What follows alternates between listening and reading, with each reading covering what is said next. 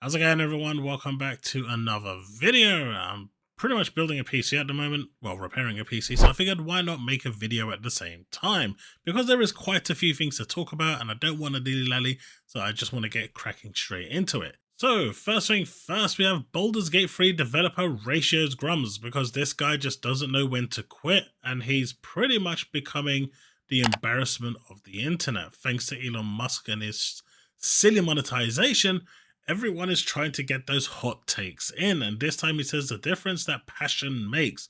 I mean, that's quite disrespectful when you think about it to other developers who actually spent 10 years on a game, 7 years on a game, whatever, development time was spent on this game. That's really disrespectful coming from a guy who was pretty much kicked out of his own company. Oh wait, that actually now makes a lot more sense. AAA does not respect gamers' time because this guy is an absolute moron.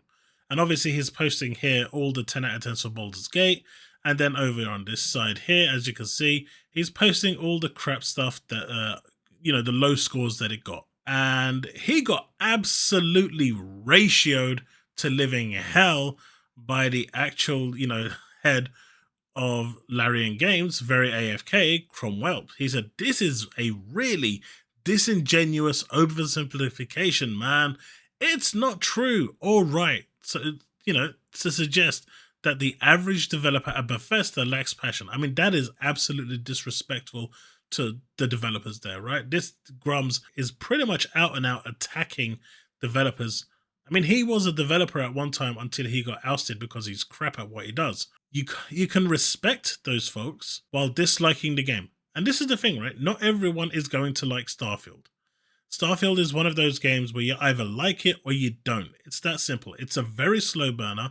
Takes about 10-15 hours to get into it, honestly. And if you don't want to spend that time to actually invest in the game, you're probably not going to like it. But it's okay if you don't like it.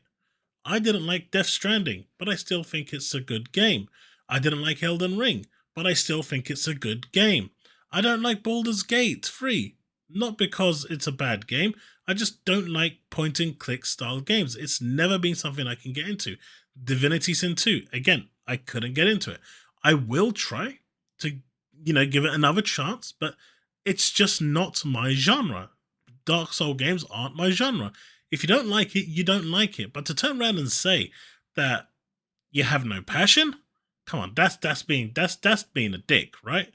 But you can't say they didn't care. And I fully respect this guy for saying that because it is 100% true. And the ratio he got for it is absolutely 100% deserved. I don't know what is up with this Grummz guy, but ever since, he got kicked out of Blizzard and then his own his own employees actually kicked him out of his own company as well.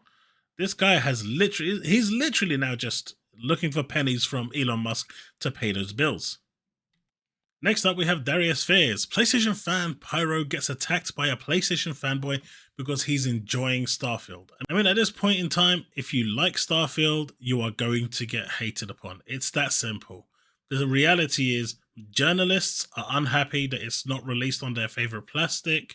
You've got PlayStation fans who are so distraught and broken that this game hasn't released on their plastic that they will go to no lengths. I mean, they will go to all lengths of manner to actually, ruin your day, because that's pretty much how hurt these guys, these people are. Why do PlayStation fanboys come at their own like this? I'm telling y'all, these dudes hates anyone and anything that has something to do with Xbox. And let's be realistic, they had a PlayStation showcase today, Final Fantasy VII Rebirth showcase today.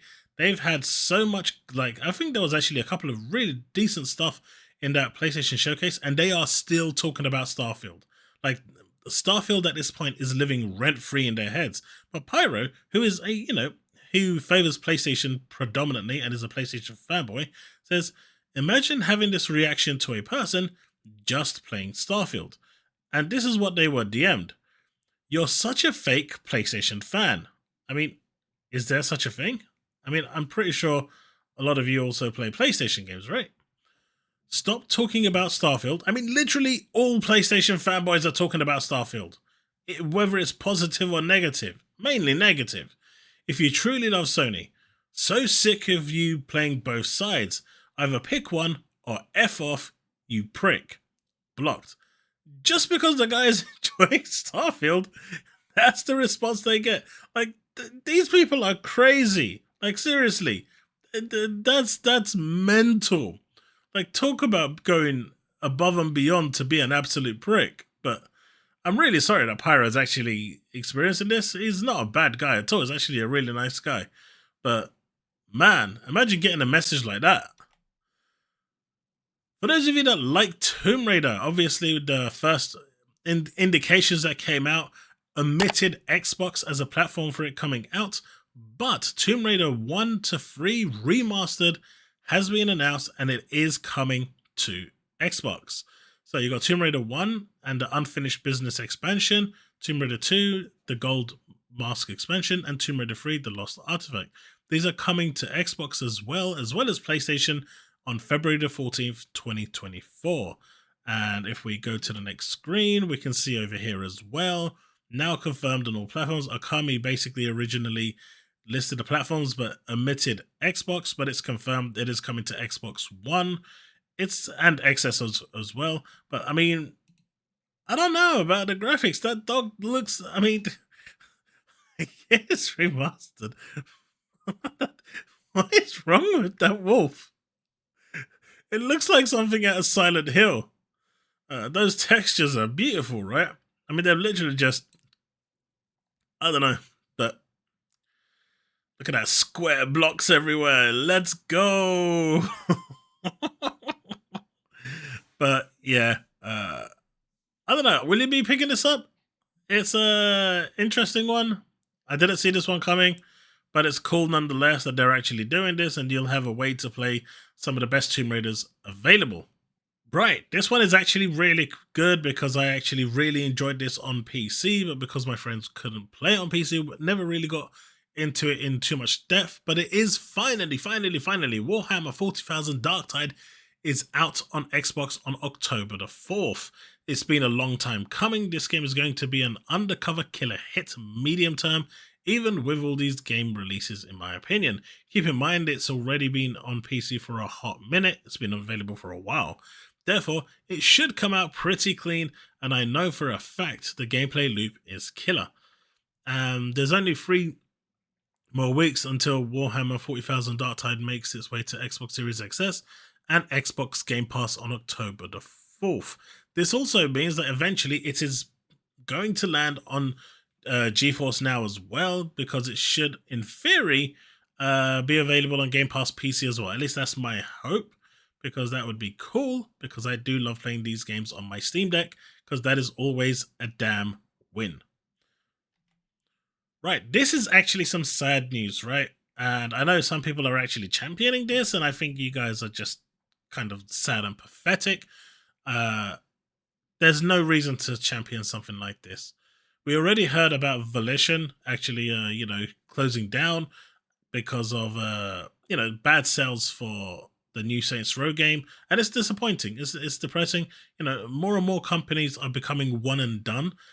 In Volition's case, it wasn't a one and done. It was just that the game just did so bad. Embracer Group decided that they couldn't financially keep these companies running anymore because they're not producing anything. And more, even now they're trying to sell Gearbox. But it seems that, the Ascendant Studio, Immortals of Aveum, is laying off nearly half of the staff weeks after the release, around 40 staff members, and it was cited, poor sales was cited for the layoffs. That's pretty bad. And John Lennon here says, "Man, I hate to see this. However you feel about the game, it sucks that a single miss can spell the end for the studio." That's really awful. And you've got people here who are actually saying it's perfectly fine for them to, lose their job. It's just one game that they made. Sure, it's going to cost the company a lot of money, but studios are allowed to have a miss. And this game isn't bad. It just released in a difficult period where there's just other games that are taking the spotlight. On top of that, okay, I get it. The performance wasn't optimized to perfection, but still, even then, they could have given it some time, a little bit of chance to completely and utterly write off. I mean, they could have even just put it onto Game Pass, made a deal with Microsoft to get some of that money recouped in order to, live to fight another day. But instead, they just decided, nope, that was the end of it. You guys made one bad game. We're shutting you down. And it's like, it's really sad. And over here, you can see Shinobi 602, Immortals of Aveum developer Ascendant Studios, has laid off around half of its staff, citing poor sales of the game. Now, we know that this also happened with Callisto Protocol as well, although that one was slightly a bit more deserved because they purposefully degraded the Xbox version and then tried to play it dumb when they said, oh, we didn't actually notice that reflections weren't working, or this wasn't showing, or that wasn't available. They quickly fixed it once the outcry came out. But the reviews already came in with those games, and the Xbox version was panned to hell. Pretty much what they were aiming for, if you ask me. And so when you do that, I don't really have sympathy for you. I have sympathy for the staff, but for the developers, because they're not the ones wanting this. This is the suits, right? They're the ones that are underhanding the payments and sorting this stuff, doing this stuff, this kind of shady business. It's messed up that every single project you work on has to be a hit or else you're screwed. I feel for everyone affected. And this is true, right? Like, if you look at Forspoken, which I really enjoyed when I finished the game and the way it ended, I'm devastated that we're never going to find out what happens next. Like, the way it ended, it opened the story up for more, and there was a bigger threat waiting. Like, what you fought in the first game was nothing compared to what was coming.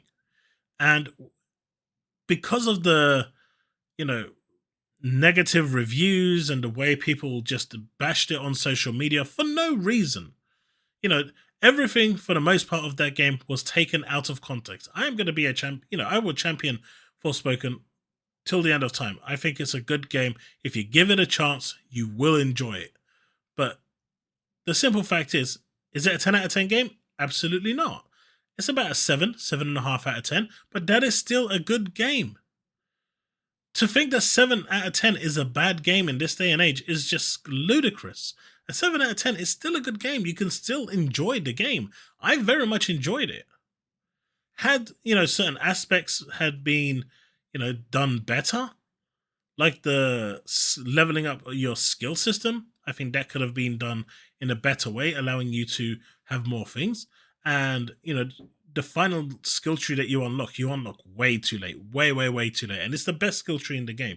Had that have unlocked, like, say, halfway through the game, I think at that point, my score probably would have gone from a 7.5 to maybe an 8, even an 8.5. The final boss as well was very tedious and annoying, so that probably would have knocked it down to an 8. And if they had fixed the final boss, probably an 8.5.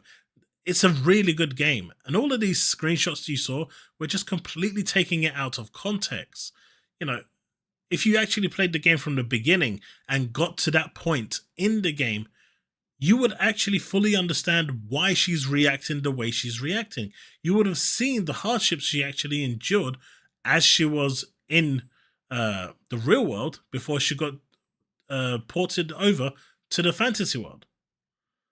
But all of that context was missing. All people saw was the memes. And because they saw the memes, that was enough for them to write the game off, and the whole studio got shut down because of it.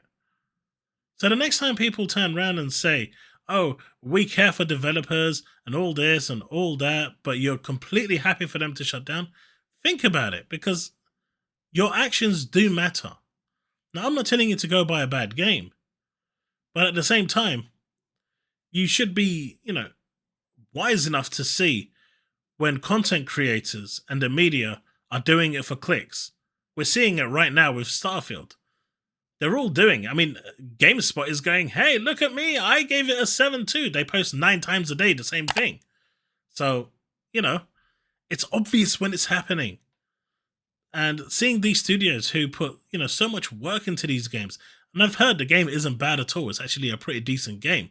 Performance-wise, it's a bit messy, but the game itself is really good. But one mess up, and it's out of business, it's just sad.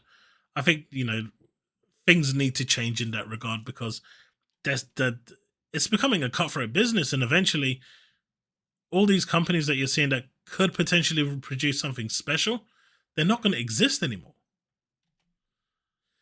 Right, Lies of P is coming to Xbox Game Pass day one. It's also going to be available on PlayStation 5, but the notion that the Game Pass effect will make this game rubbish, which is what I've been seeing around Twitter a lot by PlayStation fans, is no longer the case. No Game Pass effect, comments all of a sudden, can't wait to dive in. Now, I'll probably be testing this game out. I'm not a Dark Souls fan. I don't enjoy them.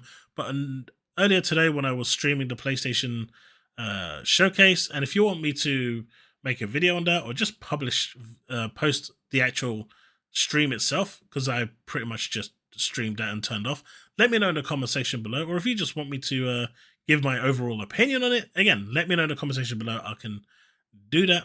But it says here, with an awesome weapon crafting system, some really memorable boss fights, and one of the better stories we've seen in this genre, I can enthusiastically recommend you spend your time hanging out with Geppetto and friends. If you've been waiting for a Bloodborne remaster or sequel that may never come, Lies of P is the next best thing, and IGN gave it an 8 out of 10, which I'm surprised, considering it is on Xbox. But, good stuff, right? And it's coming day one to Game Pass, so no reason not to try it, unless it's made on Unity. Then you probably should boycott it. Right, this one over here isn't actually available on Xbox. It's a bit sad, but there's a free demo for Star Ocean. The second story R is available now for you to download and play on Nintendo Switch, PS5, 4, and Steam. It's a shame that this is basically is another game that has skipped Xbox. I don't understand why. It's not a difficult game to put on there. Experience the opening section of this adventure, and you can carry your save over to the full game when it launches. So for those of you that don't have a PS5, might have a Switch, or have a powerful enough PC to run the game, Star Ocean is actually a good game. I really enjoyed it. Beautiful to see no Xbox version. You love to see it. Can't wait to check it out. This is great.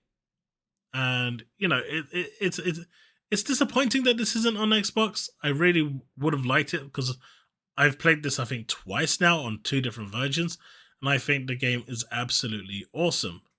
They haven't really done much to it, I guess, in graphical. As you can see here, this is the Steam version. You can still see it's kind of pixelated and stuff, but the actual textures and the sprites have all been redone. I've been told there's some voice acting in this as well. So all in all, if you can try this game, if you've got the opportunity to play it, I highly recommend you check it out. Star Ocean is a very, very, very good game. I really like the premise of it and the story. So yeah, that's pretty much it for this video. If you've enjoyed this video, do consider leaving a like and subscribe. Every like counts, every subscribe counts. We are trying to get to that next tier of 6,000 subs as the next goal. Our milestone is set to 10,000 subs. Hopefully we can get there as well. Thank you for your continued support, and I will see you in the next video. Right, I'm off to continue repairing this PC, and I'll see you in the next one. Don't forget, I will be streaming some Starfield tomorrow over at TheChaosLounge. Hopefully I'll see more of you there tomorrow. That said, remain legend.